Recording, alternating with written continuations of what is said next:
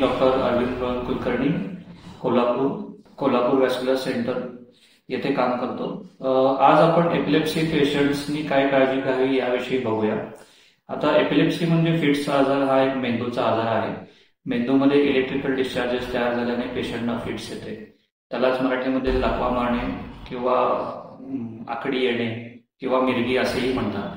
तर सगळ्यात पहिल्यांदा म्हणजे एपिलेप्सी पेशंट्सनी डॉक्टरांना दाखवून डॉक्टरांच्या गोळ्या व्यवस्थित घेणं महत्वाचं आहे.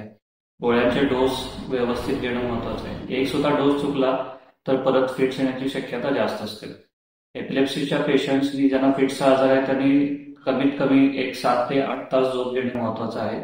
रात्री शक्यतो मोबाईल, टीव्ही किंवा ब्राईट स्क्रीन बघू नयेत. स्विमिंगला शक्यतो जाऊ नये किंवा एकटे कुठेही घराबाहेर उंचावर वगैरे असं जाऊ नये जिथून चक्कर येऊन फिट्स वगैरे येऊ शकतो. एकदम तिखट तेलकट खाल्ल्याने कधी कधी त्याचा त्रास होऊन एपिलेप्सीच्या गोळ्यांच्या अशी उलटी होऊन बाहेर पडून परत फिट्स आल्याची पण काही उदाहरणे आहेत. त्यामुळे जेवण सात्विक घ्यावं आणि पोषक आहार घ्यावा. एपिलेप्सीच्या गोळ्यांचा काही त्रास असेल तर डॉक्टरना भेटून त्या गोळ्या बदलून घ्याव्या. तर हे आजार आपण व्यवस्थित पथ्य पाळली आणि व्यवस्थित गोळ्या घेतल्या तर एपिलेप्सी हा आजार असून सुद्धा नॉर्मल जीवन जगणं पॉसिबल आहे, शक्य आहे आणि आपले व्यवस्थित एपिलेप्सीचा पेशंट सगळी कामं करू शकतो. धन्यवाद.